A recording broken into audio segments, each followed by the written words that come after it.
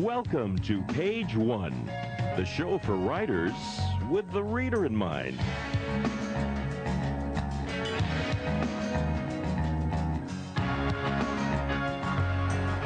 Here's your host, Zita Christian.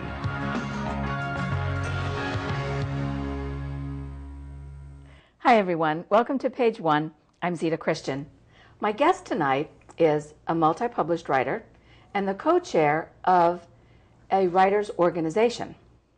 What makes that so interesting, at least to me, is that he writes horror novels and short stories, and he's the co-chair of the New England Horror Writers Association. Right. His name is Dan Keohane, and I can't wait for you to meet him. Dan, thanks for making the journey. Oh, thanks for inviting me, Zita. Because I know it was a long trip down from the Boston area. I appreciate that. No problem. I used to work in Hartford for about 6 months years ago, and the traffic was much lighter in the afternoons. Oh, yes, it's a little different now. Yeah. Well, I want to talk with you tonight about both the New England Horror Writers Association and about your own writing, but let's talk about the organization first. So what is the purpose of New England Horror Writers? Well, the New England Horror Writers, we originally started it as a local branch of the Horror Writers Association, which is a national organization for horror writers. It's a professional organization. That's the big one. That's worldwide. And Michael Arruda, another writer who lives in New Hampshire, and myself, after a convention, we decided to form a New England branch of the HWA, get a lot of local writers involved, way of networking, having signings and events. So that was around 2002. So we just basically sent out the word to folks to say, let's form a local branch. And before long, I'd say we probably had a good 40, 50 members. Wow. And it was made up of artists and writers and some editors, brand new writers starting out, multi-book authors. It was great. It was really started as a social vein, and then we started having group signings at bookstores, especially around Halloween. And it just kind of grew from there. Well, you mentioned when you referred to the international organization, you referred to it as a professional organization. So what about New England organization is not professional? Is it no professional writing requirements or portfolio? No requirements. The HWA, they require at least a minimal sale to become a member. There's different levels of membership. So you'd have to have one story or an article sold at a certain rate for a certain amount of money. It's very minimal, but it's a way of saying you're serious about the business, and you become active and a voting member when you've sold three professional rate stories. I think it's 5 cents a word now. Sold a novel. The New England HWA, which is what it was originally called, the New England branch of the HWA, was a little less formal. We didn't require you to actually be a member of the HWA itself. It was really more of a local writers organization. And even now, we don't have any requirements, except that you live in New England, you're a writer or an artist or an editor, or just some involvement in the horror genre of some sort. I mean, we have comic book artists, we have novel authors, we have short story onlys, we have brand new people that are just starting out. And it's great. It's just a way for people to network and learn from people with experience, and try to get with a large number of people more signings. And, well, in terms of having more signings and exposure, that's obviously one way that members can support each other. But in terms of I guess in terms of structure, how structured is the organization? Do you have regular meetings? Do you have dues? Do you have officers? Ironically, we're actually getting more structured now in the past year. Lawrence Soares, he goes by LL Soares, he's my co-chair. We were discussing about trying to get a bigger organization, as far as get more organized. So along with Morven Westfield, who's our webmaster, the three of us decided to form a committee as far as with other people from the organization. So we now have Tim Deal, who runs Shroud Publishing out of New Hampshire. He's our publications chair. TJ May, who's an artist, he's now the special events coordinator. We're still trying to work out what the names are. We also have Michael Todd, who's our publicity chair, and he runs the newsletter and completely revamped the newsletter. It's beautiful. And Tracy Carbone, who's now our social chair, and she organizes the get-togethers, etc. So now we have actually an executive committee, and it's helping, and they're going to have subcommittees. And and just to try to get more, because the two people, the problem with an organization like this, when you get two people running it or one, is that it's a lot of work. It's a lot of work. So, but it's going to work out. We have no dues. We're discussing the possibility of it in the future in order to fund an anthology or other events like that. But at the moment, no. But if we do, it'd be minimal. So right now, you have an organization of writers. It does not cost anything to join. You're very supportive of each other, and you have book signings and some social events. Do you have any classes? Like, do people ever teach? Do people who are published teach something to those who are newer? The way we organize events is if somebody wants to run an event, they just let us know or let one of the chairs know, and then we'll help organize it. But we are now with the newsletter getting more teaching type things, because Mort Castle, I don't know if you know who Mort Castle is. He's a teacher, but he also has published a number of novels and short stories, well known in the industry. We just had an interview with him for the newsletter, and it was a very long interview, very helpful, very interesting. And so other writers now who are established in the genre would contribute and do interviews and maybe do sessions. We're trying to get some of that stuff going now. And the newsletter, that comes with your membership? Yeah, it's on the website. That's nice. Yeah, it is nice. It's totally revised now, and it's really big. We're working on the size, but it's fun. It's fun. Does membership then in the New England Horror Writers, is there any connection at all now with the larger organization, the Horror Writers Association? Not really. They're separate. I can't say enough about the HWA. It's a great organization. I mean, that's where I got started. I made my first story sale only 6 months after joining the Horror Writers Association, and that was back in '98 when I was 2. And of course. But we renamed ourselves the New England Horror Writers deliberately because we don't require you to be a member of the HWA, and we have slightly different rules for becoming a member. So we felt it kind of was broader and didn't limit yourself, because not everyone's in the HWA, not everybody's in the same organization. So we kind of branched out in a way as a separate organization, although we are closely tied still with the HWA. So of the members that you have in the organization now, about what percentage are published? Not sure. Published in any form from the names that I know. I don't even know everybody who's in it at this point. We have so many new members coming in, but 60% maybe. That's wonderful. Wow, Yeah, that's yeah, great. Yeah. But that also tells me, excuse me, there's room for those yeah. people who are not published. Yeah, and that's a key thing with the HWA, the national organization, and it is a great organization. But now you have to at least have one sale to get in. And I think local chapters, local writing groups. I mean, there's others. There's the Garden State Horror Writers down in New Jersey. There's the Indiana Horror Writers. They're smaller. They're more closer knit, more informal, and that's a good place for a new writer to get involved. Is a more local organization. You get to meet people. You learn from people. And then you could eventually work your way into the national. Well, you mentioned just a moment ago that you had your first sale 6 months after joining, the national organization. What's the connection? Why do you credit the membership with the sale? Well, I started writing years ago, and back then the internet wasn't really big.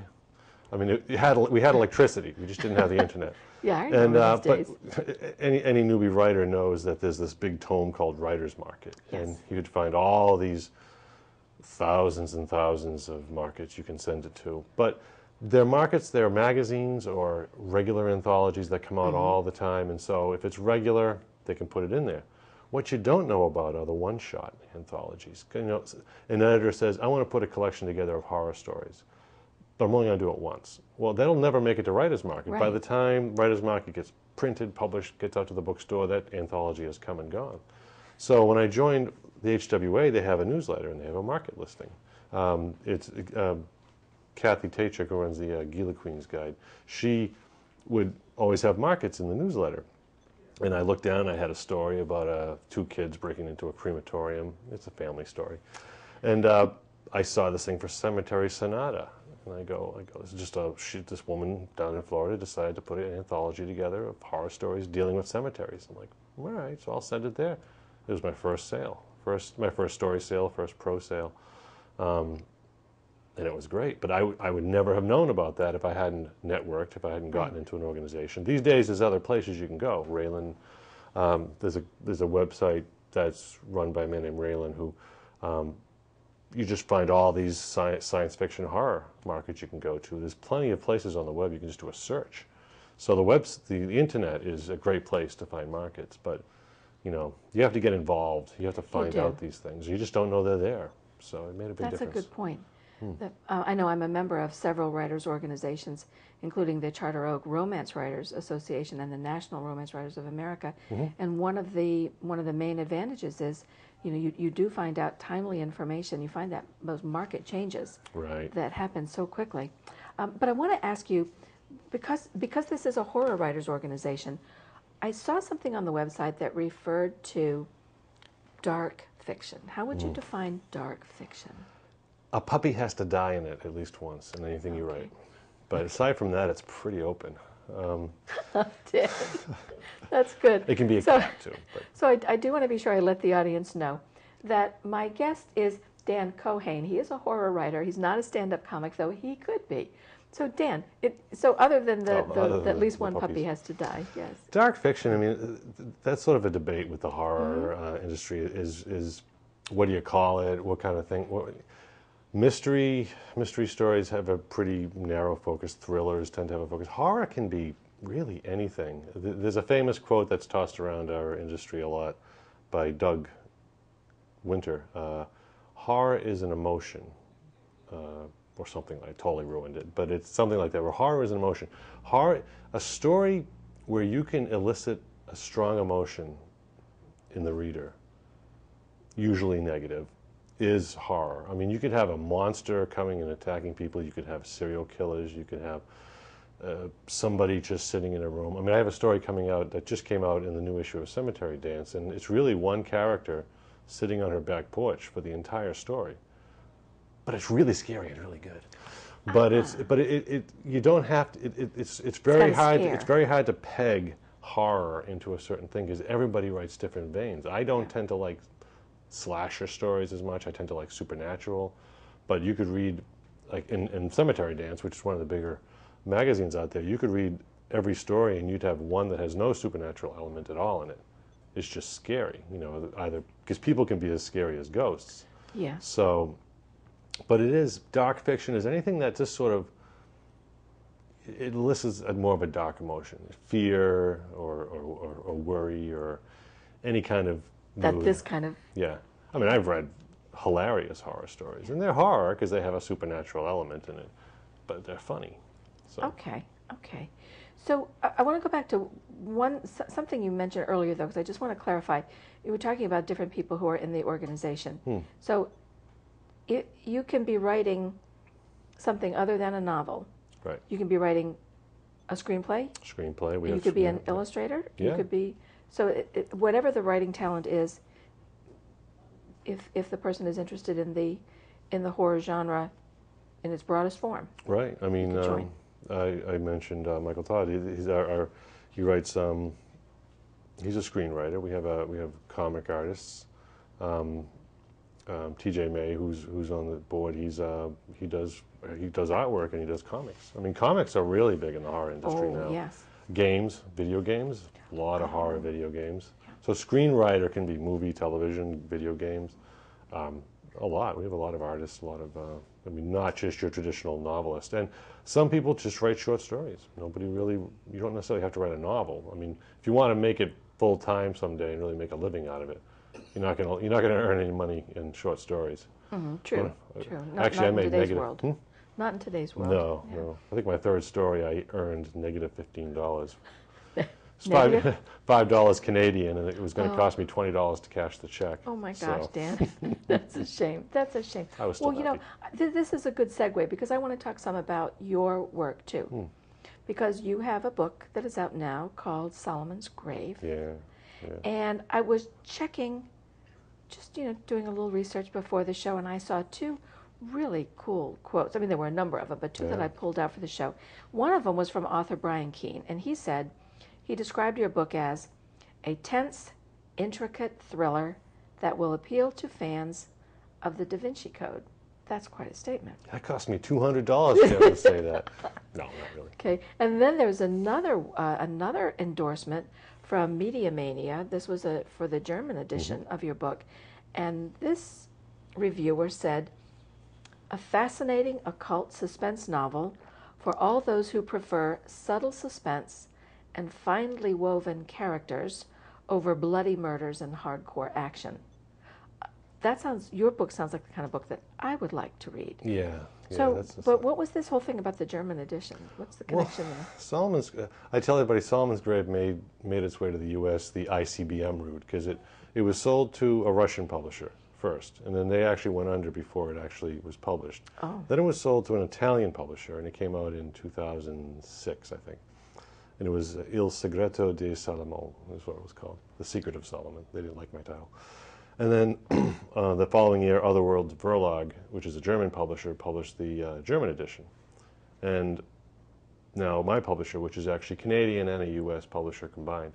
So I kind of worked my way home. Yes, the you long did. way. You did. Yeah. Well, how is the book structured? Because I started reading it, and there's an unusual structure there. Yeah. Describe that for us. Well, it was a slightly different structure when I was writing it, but I found that it was like long chapters with little scene breaks. Have you ever read a chapter and had like 3 splats in the middle and it's a little scene break? So at some point I said, there's really 3 pieces of this story. There's sort of the main character, Nathan Dinnick, is a pastor that's coming home to his hometown parish to have a nice, easy job of it, take over his home parish. And is it in New England? It's in New England. Okay. It's in a town called Hillcrest, which isn't really a town. I hope. I checked. Whoops. But it's actually the road behind my parents' house. Oh. So it's become sort of my fictional town. It's my Castle Rock, I guess you can call it. So there's a whole intro of all the characters and the setup, and then there's a middle section where everything starts to fall apart on him, and then there's sort of the where he discovers what's in Solomon's Grave in the third part. So there was a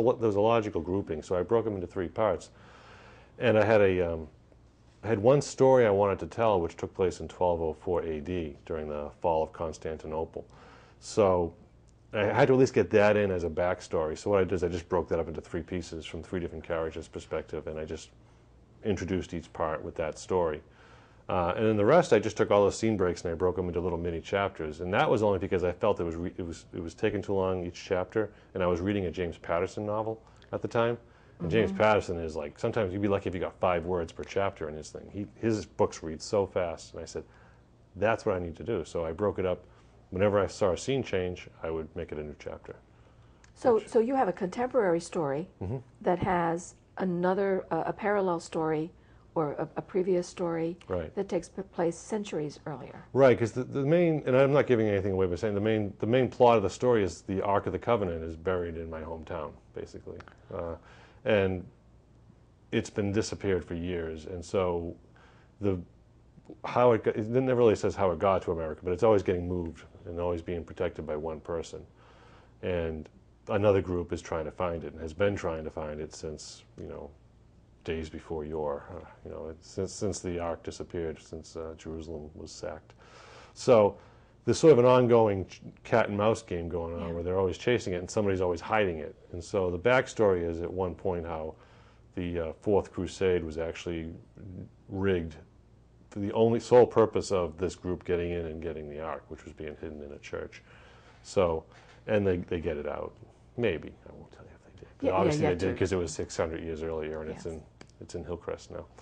Well, this would be a good time for me to ask you if you would help us continue the tradition on page 1, and that is that if the guest is an author, I ask the guest to read page 1 of the novel. But in your case, because I know a little of that beginning, I made a little mark there for you to. You might find these better. Those are trifocals. These are trifocals? Those are, yeah. Oh, these are just reading glasses from CVS. Oh, no, these are mine. I stuck them Oh, okay. They're my secret geez, glasses. I thought they were mine. Then they'll work fine. I put these on and I see dead people. Great glasses. Every writer should have glasses. Every horror writer, anyway. Did you know it says obey all over the walls? Obey, obey. You can't see it until you put the glasses on. So should I just read it then? Yes. In fact, if you go to the little spot on the second page there. because it will give us a nice flavor of the story. Okay, cool. This is the prologue for the part one. Okay. Part one, Homecoming. Prologue. Oh, okay, I have to say one thing really quick. Okay. The first three words of this prologue is a bishop's name, and I did not know how to pronounce it. So actually, a friend of mine, Nicholas Ervogelis, gave me this long phonetic spelling of this person's name, and I totally forgot I was reading, so I don't have it. So I'm going to make up the pronunciation. So anybody who's Greek and I say the name wrong, I apologize ahead of time. Okay, sounds good. I totally ruined the mood, sorry. Constantinople, 1204 AD. Bishop Georgio Palaeologos stumbled on a raised stone as he ran the length of the torchlit corridor. The top strap of his sandal broke loose. There was no time for mending it. He curled the toes of his right foot to hold the sandal in place and continued on. Even in this little-known passage, he could hear the sounds of Latin crusaders crashing through rooms and halls on the main floor. The Church of the 12 Apostles, God's most holy and majestic Byzantine cathedral, was overrun by those who claimed their animal violence in his name. The courier, a young boy of barely 7 years, had given him the warning with terror etched on his small face. The message was from Giorgio's fellow bishop at Hagia Sophia. "They are coming," the message said. "The Latins are coming, and you must leave with as many of the relics as you can carry. No one is being spared. No one." Then the boy's face crumpled. Before Giorgio could reach out to comfort him, he'd escaped out a side door, desperate to return home. The bishop now offered another prayer for the boy's safety as he opened a door hidden behind a tapestry at the end of the passage. He did so slowly, wary that perhaps he'd underestimated the preparedness of the knights storming up the church's steps only 15 minutes after the courier departed. It would take time to find their way down here, but Giorgio maintained stealth as he ran down the winding flight of steps and entered the large cross-shaped tomb below the church. It was empty for now. No time to consider his plan.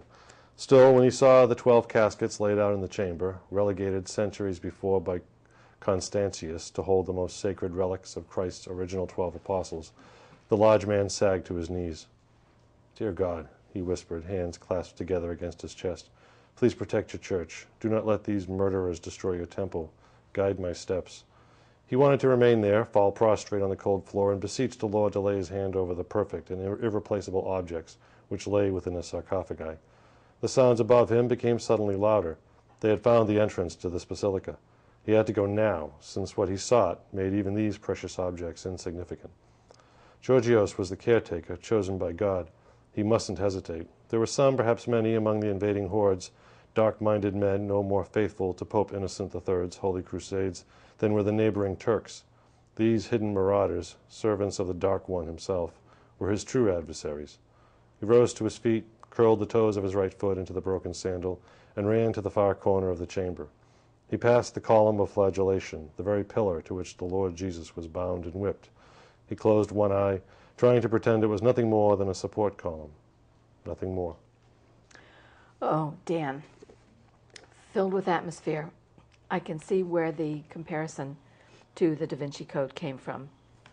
Oh, thank you. That same concept of the suspense and the religion. And I noticed something in some of your other work. Yeah. Plague of Darkness, Margaret's Ark, Plague of Locusts coming. There's a theme. Well written. Yeah, it was. I mean, this book was originally attempted. I said, all right, let's do sort of a Christian theme or a religious theme in a horror novel, because that was sort of a big thing at the time, was like the Christian market, the Left Behinds and stuff, and a horror novel. I'd written one novel first. It was a campground, monster-eating kids, and that was fun. And all of my short stories are straight horror, just boo. So when I wrote this novel, I said, I'm going to try this, and it's interesting, born and raised Catholic, and so trying to incorporate like sort of biblical themes in with horror to see what would happen. It seemed to work, and it was kind of fun. And so then I wrote Margaret's Ark. It was actually based on a short story I had in a science fiction magazine, a Great Flood, modern-day Great Flood story, and it seemed to be fun. I've written one story called one novel called The Doomsday Key, which has no religious connotations, but it does seem to be kind of interesting. But it's interesting. I mean, I think all writers eventually develop a thumbprint for their work, and perhaps you have found yours early on. Dan, we only have a few minutes left, and one of the things that I want to do is ask you to choose a question from our crystal bowl, miscellaneous writer's questions. So pick at random, and I better put my glasses back on. and we'll see what comes up here. What is the meaning of life? Oh boy, no, just kidding. How important is the company of other writers to you? Well, what an interesting question That's good. for you. Anyway, they all about say writers' that. Hang on. organization. Yeah. Very important, I think. Whether you're meeting with other writers online or through an organization, or even like once a year I go to so far it's the only writers conference I've ever gone to, NECON, which is down in Rhode Island every summer. And just surrounding yourself with other people who are like-minded, Yes. really for anything, not even writing, but anything. It's just, it energizes you, and you learn from people, and they learn from you. And you really need to. Plus, you also hear from them what works, what doesn't work, especially when you're starting out. You mentioned earlier about being influenced by James Patterson's structure. Any other writers who have influenced you? Well, growing up, I'd say the first writer, especially doc writer, would be Ray Bradbury. Bradbury, Oh, sure. yeah. Oh, Yeah, absolutely. All that But Twilight Zone. Twilight, Richard Matheson was a major influence, so I didn't know who he was until much later when I realized he wrote most of the shows and books that I loved as a kid. But yeah. Dan, unfortunately, we are just about out of time, and there's one more question I wanted to ask, and that is advice that you might have for writers. We've got about 30 seconds. You've got 30 seconds? Okay. The key that I found for a writer is a lot of times you'll work on a story, and you think it's done. But what I do is you need to look at it in a different light. So I have 27 seconds here. I would always work on a story, and I'll redraft it. You got to rewrite and rewrite and rewrite. But don't keep rewriting in the same medium. If you work on your screen, after you think it's perfect, print it off. It'll look completely different, and things will jump out at you. True. Or if you're always printing and editing and then printing, after a few times, change the font, make it really ugly like Courier, and print it off again. Because your eye, after 3 or 4 drafts of a story, doesn't even see the words because you know what it says. That's true. So if you change a font, you change its appearance, I guarantee you that's what totally turned around my writing when I was starting out I would print it off. I would always work on it in one form and work on it in another form later. A quick question. You have a full-time job. Yes. And you write. How important is discipline? Very, very. Very, very important. And Dan, I know it is very important. It's important to me too, but I am getting the signal that we're out of time. And let me also thank my crew. And finally, let me remind you of the words of Ursula Le Guin. There have been civilizations that did not use the wheel, but there have been no civilizations that did not tell stories. Find your story and tell it, and do join us again next time. Thank you.